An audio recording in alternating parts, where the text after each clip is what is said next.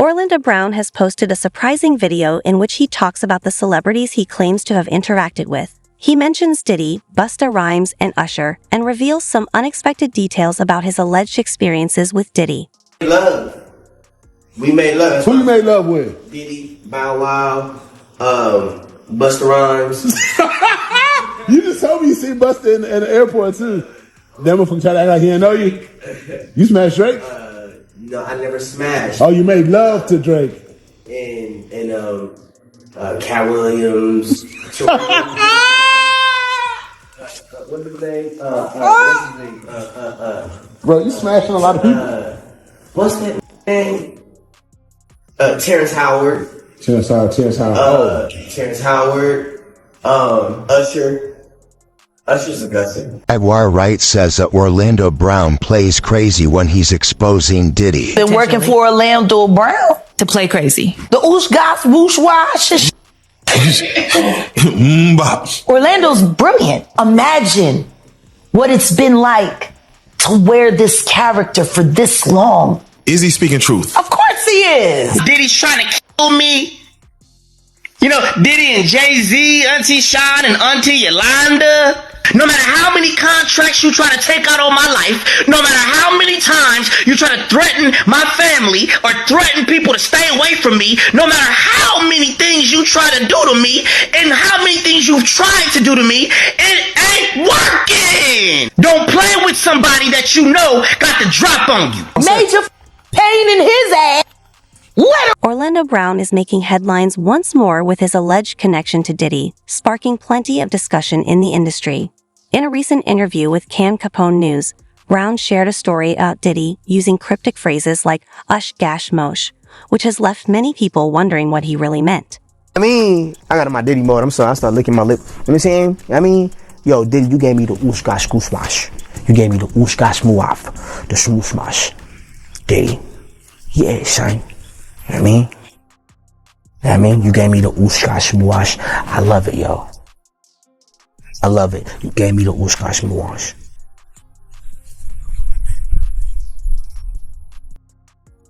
And that oosh gosh muash. You know what I'm talking about, Diddy?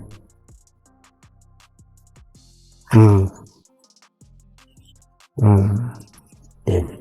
Orlando Brown has recently made claims involving several celebrities, including Usher, Busta Rhymes, and Will Smith in connection with Diddy. He alleges that Diddy acted inappropriately during private gatherings and claims that a video exists showing Diddy and Will Smith in a compromising situation, suggesting it could be released soon. In response, Will Smith publicly denied any involvement with Diddy during a recent concert near San Diego, stating, "I don't have anything to do with Puffy," and dismissed the rumors as false. We're in right now, it's really hard for y'all to discern what's real and what's true, you know? And I've been seeing y'all memes and stuff. People be making memes. I see the memes. I see them now. Some of that stuff is funny. Some of it's funny. But I haven't addressed any of this publicly, but I just want to say this very clearly. I don't have to do with Puffy, so y'all can stop all them memes.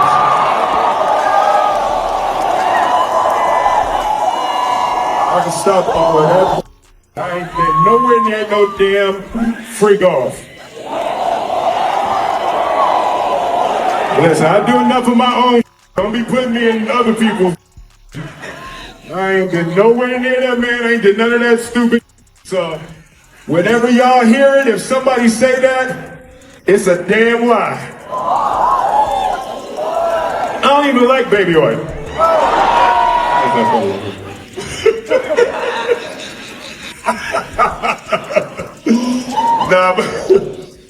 But I haven't said that publicly. I just said y'all the first time. I usually don't respond to dumb stuff because it's like people. It's so many things people say, so much stuff, but. You know, that one, your memes was doing too much. Y'all was having me mad. Busta Rhymes is another name tied to the claims made by Orlando Brown and Diddy. They Homie CC has stated that many people in the industry are aware of Busta Rhymes' preferences and that producers often arrange for young men to be present at his concerts. He also alleges that exploitation is a widespread issue in Hollywood and the music industry, with young individuals being taken advantage of. Furthermore, he suggests that some high-profile celebrities and politicians are involved in covering up these events behind closed doors. Talking about Busta Rhymes before Oh yeah. in some of your videos. Oh yeah. Super zest monster. For sure, bro. That's my thing, bro. Like, this been common knowledge though. Like, all my promoter homies would always say, man, you know, we gotta bring some we gotta bring some, what they call them, I'm not gonna say it on here. They call them fun boys. They'll say we gotta have some fun boys in the section for Busta. Cause you know, I bodyguarded for Ghostface Killer before. You feel me? And being around him, you hear things. You feel me? I'm like, damn. And my auntie like the biggest Busta Rhymes fan. You feel me? Like, every cookout she playing it. All his little fast rapping, all of that, him and Craig Mack playing that. Bro, on my soul, I'm out with a group of people. At this time, I was with Don Benjamin. You familiar with him? No, never heard of him. Model dude, like a model guy. He be doing like some rapping and stuff. His name Don Benjamin. I'm out with Don Benjamin. And the club we ended up going to, Busta Rhymes in there. So it was a little lawyer guy that was with us. And the little lawyer guy we was with, you know, he was a gay dude, super cool, feel me, good guy. Bro, Busta Rhymes wanted him in his section so bad. Like, what? Pulled him to the section, like through the rope, and tucked him off in the corner. So I'm looking like, well, he ain't come with us. Well, I know he was in the little group. So if I go out with somebody, like a group of people, I try to make sure everybody get there together and leave together. No, he stayed with them. A person claiming to be Diddy's former employee has come forward, naming celebrities that Diddy is allegedly connected to. In May 2018, Jonathan A. was arrested in connection with a shooting at Trump's National Doral Golf Course in Miami. During questioning about his actions, Jonathan claimed that Diddy had been using him as a slave and that the gay mafia in Hollywood had been forcing him to commit crimes. And Ross, which they good buddies, okay? They're gay. Who? Both. Diddy and Ross. And Khaled. They're all gay, okay? DJ Khaled, Rick Ross, and P. Diddy? Yeah. They all gay? Yeah. Gotcha. All right. Khaled is a Hamas supporter. Okay? Who supporter? Hamas. Hamas. Yeah. I thought I said it wrong. No worries. Hamas supporter, okay? Right. I had for Cassie and Sean. Basically, he would masturbate, probably what I do for Cassie. I had like 15 encounters, and I heard a lot. Oh, hidden in plain sight. It's hidden. I think I see what you're saying. Okay, how do I know this? Yeah, that's what I want to know. Recently, Meek Mill has started making headlines due to his alleged connection to Diddy. Reports suggest that Meek Mill was secretly involved with Diddy, and this relationship is being brought to light after Meek Mill was named in Lil Rod's lawsuit. It's claimed that their relationship began in the early 2000s when Diddy took Meek Mill shopping, and they started spending time together after that. But going back to the lawsuits, one of those plaintiffs that has sued Combs was Rodney Little Rod Jones, a music producer who apparently worked with Combs on his latest album called Love. Jones says he lived with Combs for a year and witnessed what he claimed was not only debauchery, but also illegal activity. In his lawsuit, Jones names some very well-known celebrities like Cuba Gooding Jr., who he claims sexually assaulted him on a yacht that Combs had rented for a holiday cruise in 2022. Other celebrities' names are redacted from the suit. For example, the lawsuit reads, quote, rapper redacted on Mr. Combs' yacht consorting with underage girls, sex workers. Then in a footnote, it says he is a Philadelphia rapper who dated Nicki Minaj. Now, based on that, online sleuths quickly deduced that suit was likely talking about Meek Mill. He dated Nicki Minaj for a couple of years between 2015 and 2017, and he was her opening act on a world tour. Once people decided that the lawsuit was referring to Meek Mill, these rumors started to circulate about his possible involvement or participation in Combs' activities. Meek Mill himself has been vocal about his name being brought up alongside allegations of abuse drug use, sex with underage girls. He has claimed online that his success in the industry, as well as his work to reform the criminal justice system, has made him a target. And Meek Mill is very active on X, formerly Twitter. He has voiced his thoughts about the lawsuit as well as the rumors. In September, he tweeted, quote, "From the streets of Philly to becoming a millionaire, to helping reform the system, to bridging a gap of billionaires, to interacting with the rap culture that results in success. It's a lot of people hating on me on the low. They don't play with guns, they do campaigns." And he also tweeted several times about the rumors surrounding his sexuality. For example, one tweet reads, "I have the right to say I ain't gay, and I'll trash anybody that play with my manhood, LOL." Then earlier this week, he put an offer on the table, a $100,000 reward for anyone who can figure out how he got named in Rodney Jones' lawsuit in the first place. He tweeted, "I want to hire an investigative team, $100K cash, to find out every specific detail involving Meek Mill name to Diddy case. I also want them to look at who is powering the media involving Meek, anything to do with Buddy." And then in quotes, "something not right." And then he followed that up minutes later with, "The streets know what's up with me. That's not the case. We talking about business side, somebody powering these bad campaigns with Meek Mill. Again, I got $100K for a thorough investigation of what's powering and how exactly my name." Gene Deal has also weighed in on the situation, claiming that people in Philadelphia are aware of Meek Mill's connection to Diddy. Allegedly, Meek Mill entered into a relationship with Diddy to help boost his career. It's said that the entertainment industry often runs on the exchange of favors, with figures like Harvey Weinstein, Jeffrey Epstein, Danny Masterson, and R. Kelly reportedly using similar tactics. Some believe that Diddy has also used these methods with his artists, suggesting that Usher's success, for example, came from following Diddy's guidance and requests. Meek Mills. Well, he said a Philly rapper. You understand? And it was redacted in the paperwork to that because, first of all, it had Meek Mills, it had Stevie J, they had redacted their names, and they had Usher, and they redacted their names and just said a performer of the Super Bowl and a Philly rapper. Everybody kind of knew back in the day that Meek Mills and Puff was a little too friendly. Anytime two rappers or two people in the industry come dressed up alike on more than one occasion, listen here, man. My dudes in Philly, I got some real strong dudes in Philly. They don't play that shit.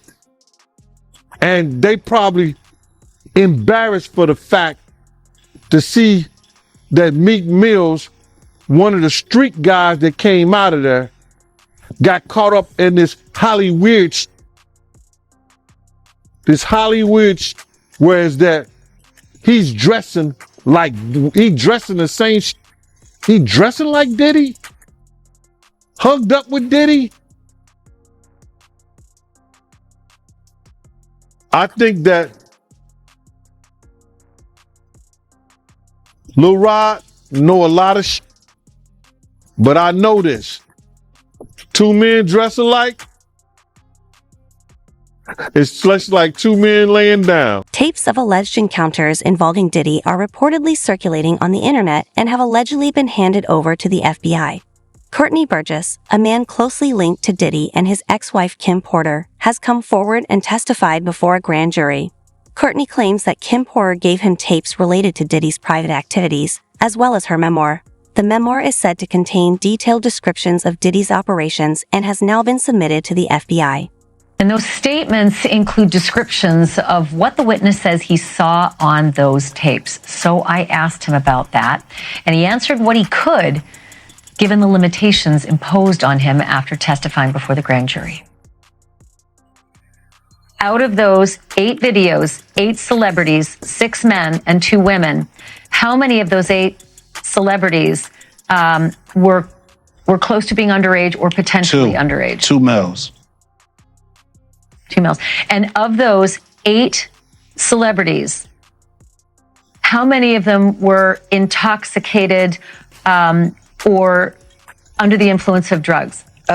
This is going to be all speculation. I just want to preface it by he wouldn't know if they were. Right. Sure. Appear to Let be. me rephrase it. Based on, yes. Understand. Out of the 8 celebrities who were recorded having intimate relations with Sean Combs, how many of them appear to be either inebriated or intoxicated or under the influence? All of them. All of them. Out of those 8, how many appear to be potentially victimized? How many might have been victimizing? I think all, to be honest, all. Were victims They or victims. were perpetrating? Victims. They were all 8 were victimized, Yeah, meaning victim. this was happening to them and they were inebriated. Right. Not knowing, I guess, how much proof it was in it, but they was doing. New allegations from musician Tanya Wallace have added further controversy to the case against scene Diddy Combs. In the documentary *TMZ presents The Downfall of Diddy, Inside the Freakhouse *, Wallace recalled attending a 2018 party hosted by Diddy, where she claims to have witnessed minors being mistreated by a group of adults. Allegedly, Harvey Levin, the founder of TMZ, has seen tapes that support Tanya's claims. Tanya Wallace, who claims she's been at a freak off and said she saw children, and it was hard for her to say it. It was very hard for her to say it, Ashley. So what she said was that she was flown out from LA to Miami by the Saudi prince. And they ended up eventually on Star Island at one of Diddy's parties. She says, you know, among many other things, I mean, she goes into detail. This, she says, happened in 2018. She says that she walked into the house and there was a cluster of adults around what she described as little people. And they were dressed up as Japanese Barbies. I forgot the name. It's Herrick something. You can help me out here. It's a certain type of Barbie. Anyway. I know the name, but I've forgotten it. But go ahead. So she explained that that they were just clustered around these little people. And I kept pushing her. And she eventually said, look, they are little people who should not be at an adult party. And I pushed her, and it was apparent what she was saying is they were minors. Now, she didn't see anything specific that was going on with them other than that adults were kind of huddled around them. But she told just a wild story about what was going on at the house, even at 7 a.m, that this thing apparently raged all night long.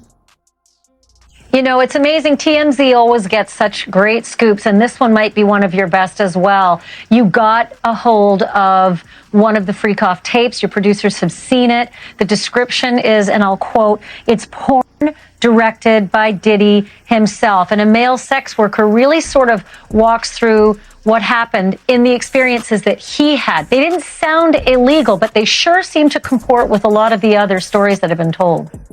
Yeah. So this was a threesome. What you would ask me about earlier about Tanya Wallace, she said there were more than 100 people at that party, including at least 4 celebrities. But this, what you're talking about now, was a threesome, and that's something that the U.S. attorney even referenced, and his lawyer in an earlier documentary we did. He was describing threesomes. He says it was all consensual. So yes, what we're told is that this male sex worker was flown out to various locations over a couple of years: Miami, New York, Los Angeles, and one other. And they would meet in hotel rooms, and Diddy would often watch as he would have sex with this woman who was associated with Diddy. So that seems to be what the feds are looking at right now in terms of alleged sex trafficking, if they are transporting somebody and perhaps paying them to cross state lines. That could end up being part of sex trafficking. We know that this guy got a subpoena, and he ended up not testifying before the grand jury, but talking to prosecutors, and we're told that he left that tape.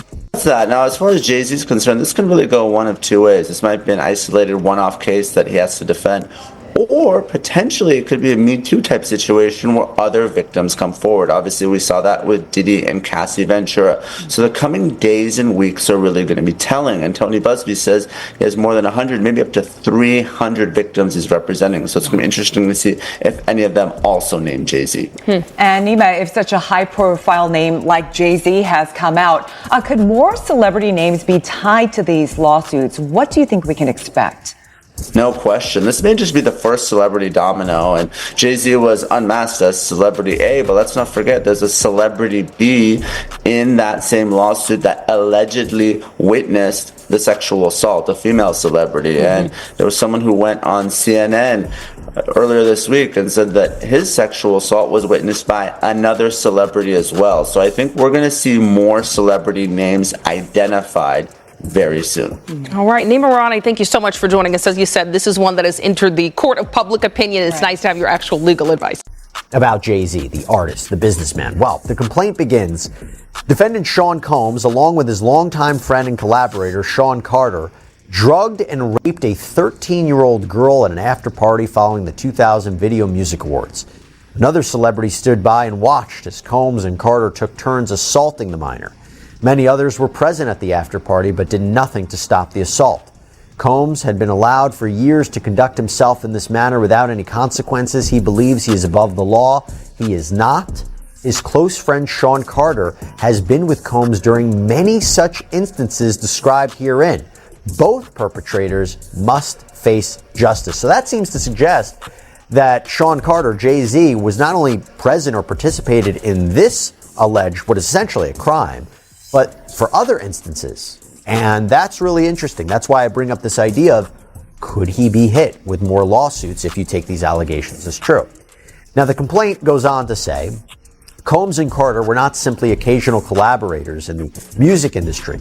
The two men developed a close friendship that has been well documented from the late 1990s to the present. Together, they attended countless music industry events for each other's business ventures, parties, and after parties. Indeed, the two are apparently so close that Combs stated in 2023 that Carter is the only person, other than Combs' mother, who is allowed to call him by his legal first name of Sean.